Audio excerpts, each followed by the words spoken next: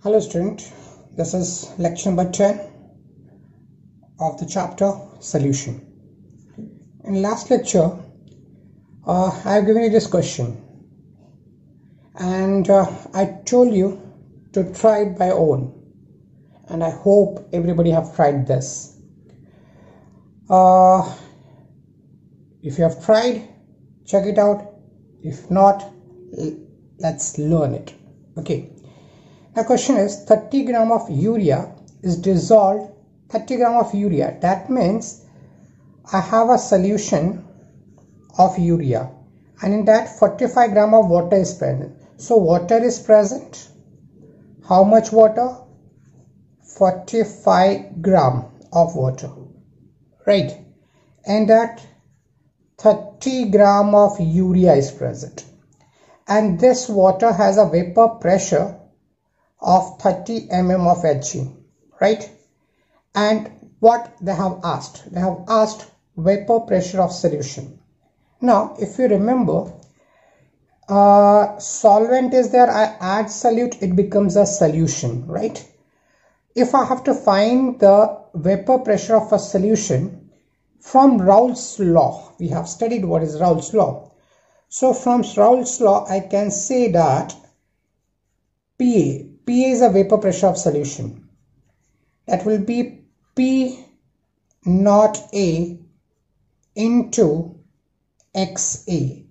XA is a mole fraction of solvent. PA is a vapor pressure of pure solvent, and this P naught A is a vapor pressure of pure solvent, and this PA is a vapor pressure of solution. Understand?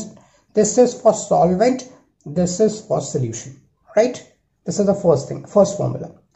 Second, lowering of vapor pressure, right? Student, the formula for this is P naught A minus P. We have studied this in last lecture. PA is a pure solvent and the vapor pressure of pure solvent is always higher than the vapor pressure of a solution. So this difference I have to find out. That is called lowering of vapor pressure, right? Then next formula is we have to find relative lowering of vapor pressure. What is relative lowering of vapor pressure? Last time we have studied this. P naught A minus PA, this is lowering of vapor pressure. If I divide this by P naught A, this whole term is called relative lowering of vapor pressure, and this is equal to mole fraction of solute. If you remember, mole fraction of solute, right? The fourth part, they have told us to find XB and XA. XB is mole fraction of solute, right? And this can be find out by using formula NB upon Na plus Nb. Mole fraction of solute, this is mole fraction of solvent. And once I find what is XB, I can find XA. How? 1 minus mole fraction of solute, right? This is how I can find. Okay, now student, let's first find this number of moles of solute and number of moles of solvent. What will be NB? I remove this now. Okay, what is NB? NB is, I find over here, NB is weight of solute upon molecular weight of solute. Weight of solute is given the question, that is 30 gram of urea. How much? 30 gram of urea. What is the formula of urea, student? Formula of urea is CONH2 twice. This is the formula, CONH2 twice. Okay. Now, what is the molar mass of this? Carbon is 12, oxygen is 16, nitrogen is 14, right? Hydrogen is 1. If I find this, this is going to be 60, right? Better by heart this, remember it. The molar mass of urea is 60. So 60, that is going to be 1 by 2. So I have moles of solute. Now what I need is Na, that is mole of solvent. So Na is equal to weight of solvent, molar mass of solvent. What is weight of solvent, student? Weight of solvent given the question is 45 gram of water. What is molar mass of water? H2O, molar mass of water is how much? This is 18, right? So 18. Now I divide this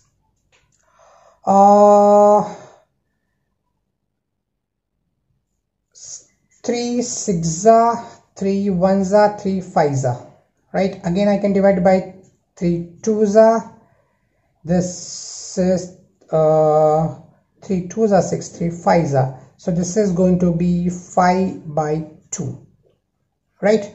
So moles of solute is how much? 1 by 2. So here I write 1 by 2. What is Na? 5 by 2. 5 by 2 plus 1 by 2. So that is going to be 1 by 2 upon how much? This is going to be 5 plus 6 by 2. This 2 and this 2 get cancelled. So the answer is 1 by 6. I hope you are getting that. Clear? So it is 1 by, XB value is 1 by 6. I write here the answer. XB is 1 by 6, right? So what will XA, student? XA will be 1 minus 1 by 6. So this is going to be 6 minus 1 by 6. That is going to be 5 by 6.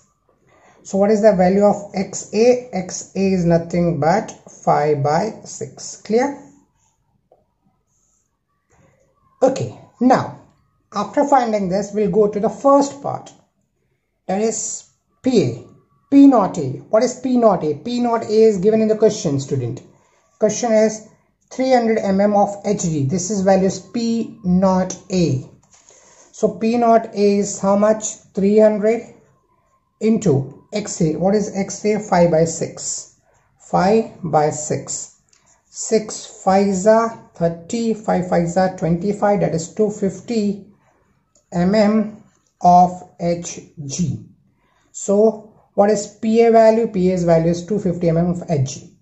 Right? Now, lowering of vapor pressure is P naught A minus PA. P naught is how much? 300. PA just calculated 250. So that is going to be 50 mm of Hg, right? Now, next one. PA minus PA upon, this is called what, student? This is called relative lowering of vapor pressure. And question में पूछा था relative lowering of vapor pressure, right? And formula में हमने ये भी derive किया था कि that is equal to what? XB. Right. So what is XB? XB we've already calculated here. How? 1 by 6. So directly we got the answer 1 by 6. So this is done. This is done. This is done. XB have already found. Done. Done. Right? Clear? Clear, student? I think it was not visible. I explain it again. I hope this is clear. XB. XA is 1 minus XB. Right? That is going to be 1 minus 1 by 6. Because I have substituted the value of XB. So this becomes 6 minus 1 by 6. That is equal to 5 by 6. So XA is 5 by 6. Clear, student? I hope this is clear. Right? Okay. Now,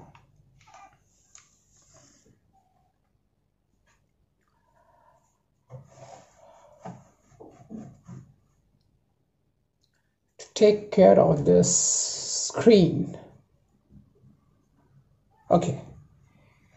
Now, next topic what we are going to study is,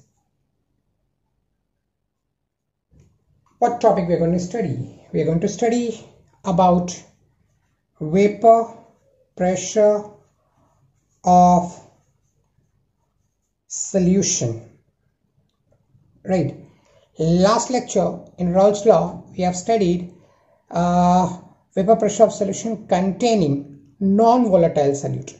Today, here we'll be studying vapor pressure solution containing volatile solute, right? Containing volatile solute. Okay, now let's understand this first. I say solution, right? When I say solution consists of solute and solution consists of solvent, student, right? Now, in this case, the physical state of both solute and solvent will be liquid. So the physical state of solute is also a liquid, solvent is also a liquid, right? Both are liquid, right? Secondly, this will also be volatile, solvent will also be volatile. Both will be volatile because we are dealing with volatile solute. In last lecture, the solute which we added was not volatile, but here the solute added is volatile, right? Now, we also know in solute we represent by letter B, solvent we represent by letter A. So the vapor pressure, pure, I am talking about pure vapor pressure of this liquid will be P naught B, right, which will obviously not equal to 0. Here P naught A, this is also not equal to 0, right? This is clear?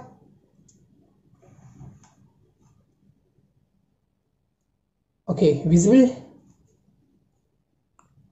Right.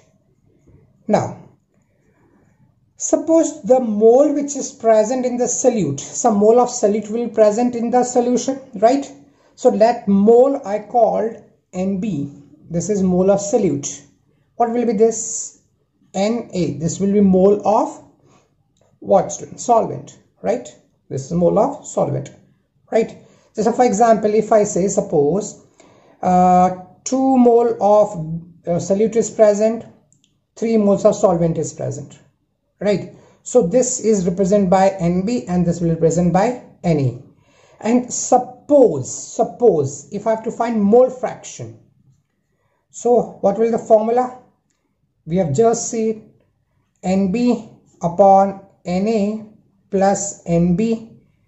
Here this is Na upon Na plus NB, right? Suppose this is 2, so this will become 2. 3 plus 2 will be, this is Na, that is 3 and 2, this is 5, and this will be how much? Na is how much? 3 by 5. I hope you understood this, right, student? Clear? Visible? Now, let me adjust first. Yes. Okay. Now, we have to derive a formula on that. But before, we have to understand. Let's understand it. I take a vessel. In that vessel, I take a solute. And that solute is a liquid. So that is, suppose I say this is B. This is what? B. Right. Now, this liquid B will also produce some vapor, right? And this vapor is also obviously of B only because the solvent is of B. So vapor will be also be of B only, right? And the pressure will be exerted will be P naught B. This is pure liquid, so P naught B, right? Similarly, I take another vessel. In this I take A, right? and the vapors present will be also of A, and it is represented by P not A. Understood? Because again here only A is present, student, only A. So this is pure liquid, so it is represented by P not A.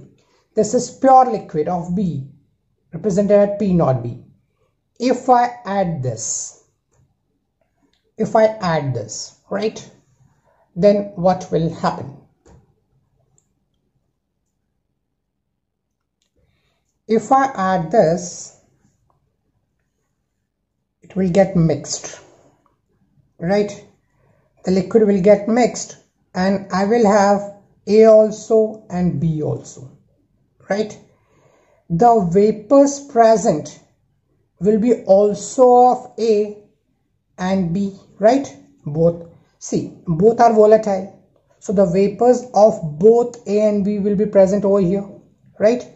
This is liquid, right? And this is vapor of A and B, right? Now student, very importantly, if I talk only about A, so what will be the vapor pressure of A? Will it be P naught A? Will it be P naught A? Answer is no. It will be PA, right? Because PA is a vapor pressure of solution and P naught A is a vapor pressure of solvent. But we have added two liquid, so it is not a solvent, but it is a solution. What is that? It's a solution, student. So the vapor pressure because of A will be PA and the vapor pressure because of B will be PB. And this is called what? I have told you last time. What is this called? Bataya tha maine last time. PA is a what? Tell me student. PA, partial pressure of A. PB, partial pressure of B. Remember? Right? Okay. But this PA and PB are partial pressure of A and B. That is not a total vapor pressure. But if I have to find total vapor pressure, so I represent it as PT. In many books it is written as P, in some book it is written PT. I write here PT, and this PT, that is total pressure, will be sum of PA plus PB. Will be sum of this. Right? Clear? Okay, student. I turn the page, or I can write here. Okay, I can write here. Okay. Now, student, if you remember from Raoult's law, what is PA? PA, tell me, what is PA? Remember, we have done the numerical also, and today only. PA is P naught A mole fraction of A. Suppose I call this equation 1. PB will be P naught B into mole fraction of B. This is second. I substitute this in suppose equation A. I'm going to substitute this. Okay, right? I turn the page. So we have find what is PA, what is PB. I have to add this. Okay. Page is adjusted. Visible. Yes. Okay. Right. Now, PT is equal to PA plus PB. What is PA? P naught A XA plus, this is PA, student, right? What is PB? P naught B mole fraction of B, right? We have already studied this. Mole fraction of A, mole fraction of B is equal to 1. Right, student? We have studied this. Okay. Now, suppose P naught A, instead of XA, can I write XA will be 1 minus XB? If XB goes here, it will be 1 minus XB. So XA can be written as 1 minus XB. Can I write this? Okay. So XA is 1 minus XB P naught B XB. Clear, student? Okay. Now P naught A XB plus P naught B XB. I've wrote in the terms of B. That's the reason instead of XA I've written like this. I'm simplifying it. I'm making it simple. Right? Now student, P naught A, I write this first, plus P naught B XB P naught A XB. Can I write like this? Okay. P naught A plus, what is common over here? XB is common. P naught B minus P naught A. Here I write XB, right? Can I write like this? Now this is the formula. This is also a Raoult's law. This is also Raoult's law. But this is applicable when both the substance added is volatile. Both the liquid added is volatile, right? Now student, this I found in the term of B. This I found in the term of B. But suppose I have to find in the term of A. Suppose formula has to be in the terms of XA. So it's very simple to remember also. I'm going to help you. I'm going to give you a trick to by heart also. It's XA, right? You just write P naught. Again write P naught minus P naught. I've just written P naught, P naught, P naught. Here plus, here minus, right? Now, just put this in bracket. Okay, simple. Here, if it's, suppose I have to write in the terms of A. So I will start here from B. So B, A, B, A. If I write in the terms of B, I will start A, B, A, B. B, A, B, A. Ba, ba. A, ba, A, ba. Right? Okay. So, according to your need, you can take in the terms of XA or in the terms of XB. Clear, student? I hope this is clear. Right? Simple? Okay, good. Now,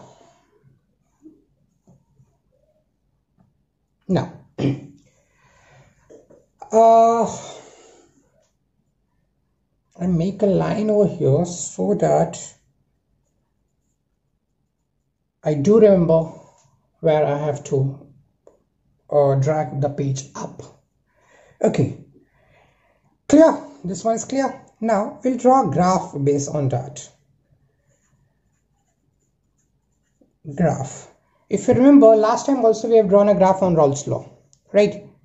Okay, same manner we'll draw here also, but obviously it's quite different.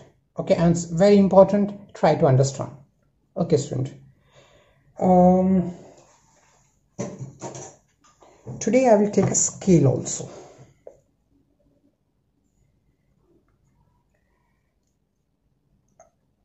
This is x-axis.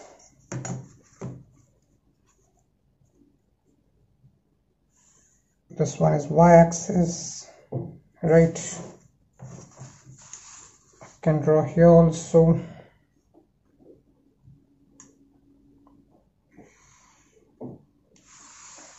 Now student, if you remember, it consists of combination of two formulas. If I write in the term of PA, okay, it was what? P naught A XA, right? I draw first equation. So on a y-axis, I take, if you remember, y is equal to mx. I hope you remember that. Last lecture we have discussed on that. So this is PA, right? And here I take XA. I take what? XA. Understand, students, very important one, huh? XA. If you remember, the graph was something like this.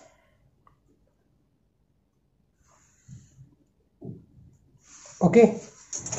Now, this equation is PA. Let's understand.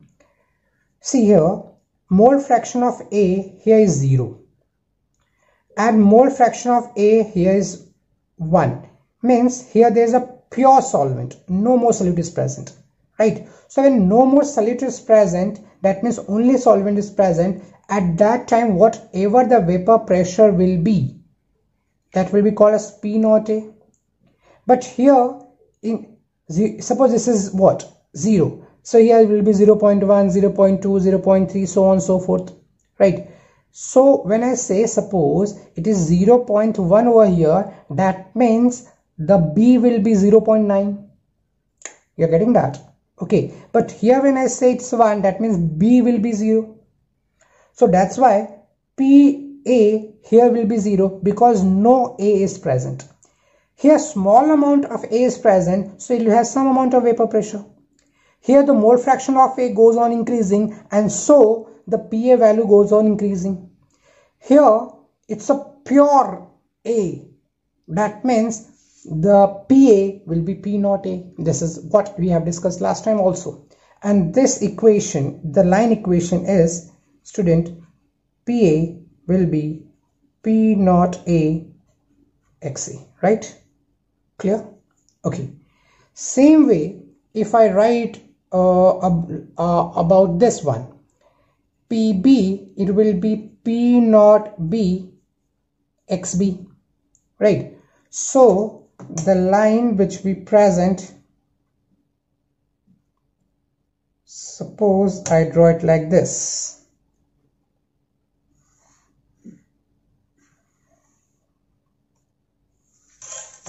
Okay, and this will be for PB. So PB will be P naught B XB. Right? Means here it will be 0, here it will be maximum. So this point will be P naught B, student. Understand, this is for this, P naught B is for this, and this P is for whole. Right? Okay. But we are talking about solution. This is for pure solvent A, this is for pure solvent B, but when I mix this, the vapor pressure will be different. And what will be that vapor pressure? That vapor pressure, that line will be represented by this.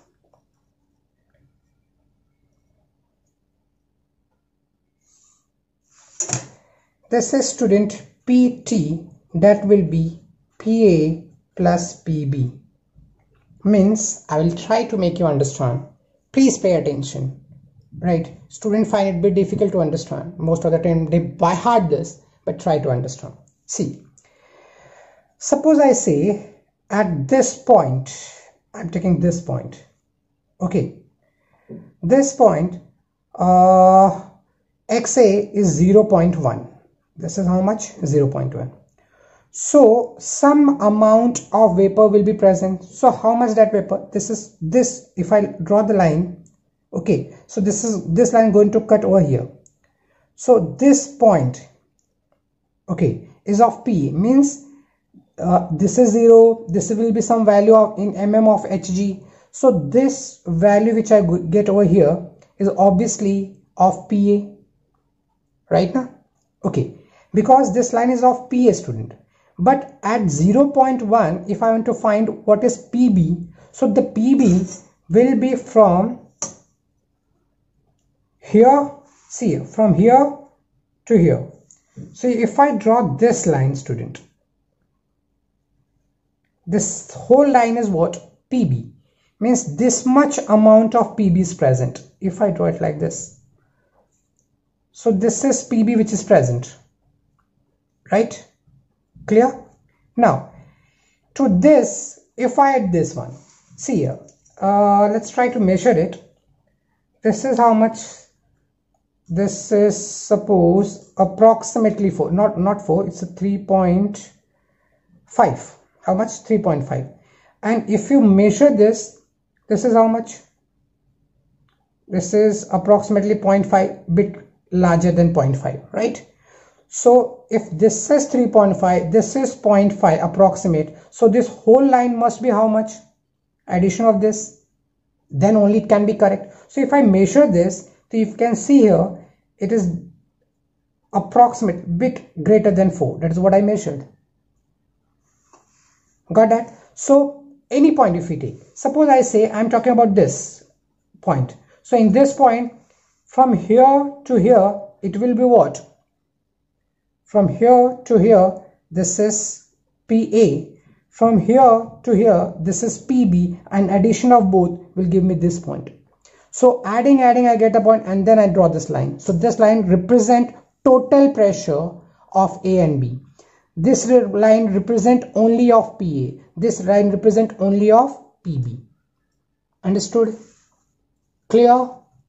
Okay. Now student, if I ask you one question, question is, out of PA, I write here, out of PA, PB, PT, which value will be highest? The highest value will be of PA, student. PA will have the highest value. Why? Because it is solvent and maximum mole of A is present. PA will be highest. You can see in the graph also, it has the highest value, right? Then will come PT. PT will be intermediate of this, and lowest will be PB, right? So remember this, total pressure will be intermediate between these two. Clear, student? Understood? Okay. Now, this is this Raoult's law. I can say second part of the Raoult's law, and this is the graph of that. Okay. Now, student, we'll be solving one question based on that. A simple question. We'll understand. Suppose I make a solution.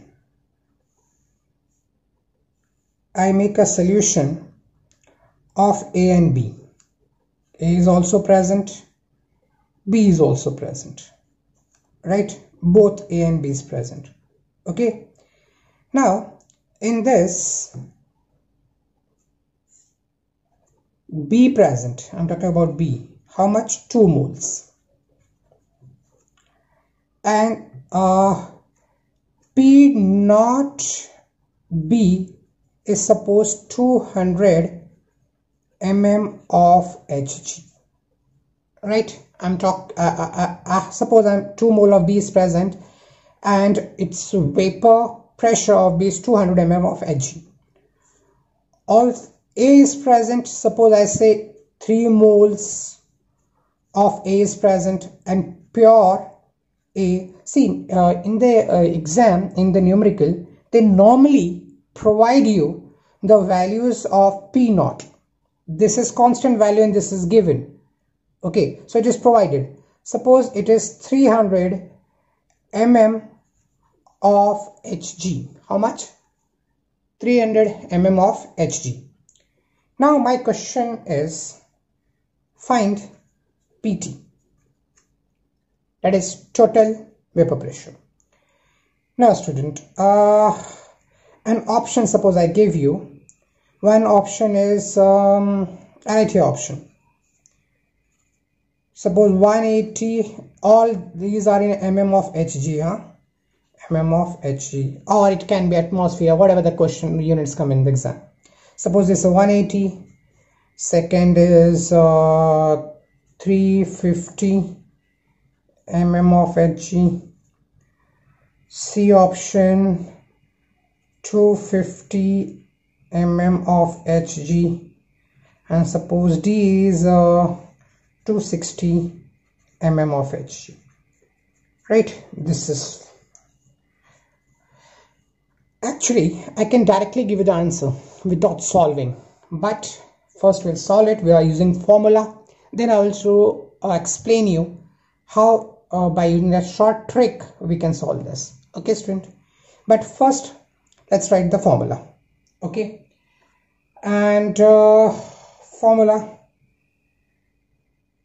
PT. Suppose I write this in terms of XB. So P naught or like XA term. I'm writing this in terms of A, right? A. So P naught, we can take in the terms of B also, but suppose I write in the terms of A. So I'll start here from P naught B plus P naught A minus P naught B XA. That's the formula, right? Remember? Now, student, what is PB? PB is this much, 200. P naught A is 300. P naught B is 200, right? XA, I have to find out XA. XA is moles of A. What is mole of A, student? 3 mole. What is total mole? 3 plus 2, that is 5 mole, right? So XA is 3 by 5. So I can write here 3 by 5. Let's solve this. 200, 300 minus 200 is 100 into 3 by 5. 5 20s are 100, 20 into 3 is 60. So 200 plus 60 will be 260. So answer is 260. Clear? Right? Okay. Now this is how we can solve. It's a simple one. But suppose it's come in MCQs, and obviously then we'll not be writing all that data and then writing the formulas, then substituting, then solving it. It will take hell of time, right? So how we can find the answer without solving anything? It's very simple, student. Okay, understand this.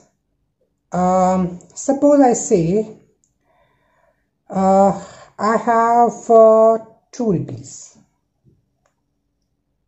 No, this is not a better idea. I explain you only. Okay. See, here I have 2 moles. I added this, right? So it has some vapor pressure. What is vapor pressure? 200, right? Here I had 3 moles of A and the vapor pressure is 300. Now when I mix this, right, so the vapor pressure will be between this. Okay, just for instance, understand this. I'll give one simple example. I have water. In this I added 1 spoon of sugar. This another vessel, I have water, I added 2 spoons of sugar. Can you tell me which will be more sweeter? Which will be more sweeter? This, obviously 2 will be more sweeter, right? 1 comparatively will be less. But if I add this, I mix this and I make one solution, right? So what do you think? The resultant solution which will form, will it be more sweeter than 2? Obviously not, because this is less sweeter, this is more sweeter. When I add and make a solution, the solution will be more sweeter than 1 but less sweeter than 2, right? I hope this is clear, student, right? Similarly, if I add 200 mole 200 mm and 300 mm Yg, right? Okay, 200 and 300, if I add, then the resultant solution which will form, okay, will be greater than 200 but will be less than 300, right? The same way like here I've explained in the terms of sweetness. Similarly, so my answer can't be less than 200, but first option if you see I have given 180, so this is not possible. My answer cannot be greater than 300, but the second option is 350, so this is also not possible, right? My answer will lie between 200 and 300, but both these options lie between 200 and 300, then so will be struck in there. right? But again, we can solve this. How? Let's see. See, this is 200, 300, I agreed. Here the moles are different. Suppose I say I have equal mole. Instead of 3, I would have taken 2. So moles are also equal. In that case, our answer will be the average of this. That is 300 plus 200 is 500. 500 divided by 2 will be 250. Then in that case, our answer would be 250. But we know that the moles are not same. The moles was greater for A, right? So our answer will be greater than 250. I hope you're getting that. How? I tell you. Suppose 3 mole I've taken of A, right? And A is how much? 300. Okay, but mean is how much? Let's understand over here. I'm drawing it.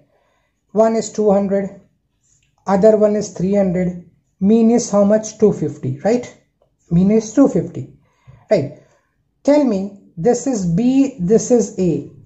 Okay, can you tell me whose mole is greater? Obviously A.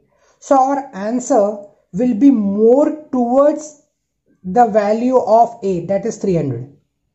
My answer can't be towards 200. My answer will be more, after 250 it will be more towards what? 300. So my answer will lie between here.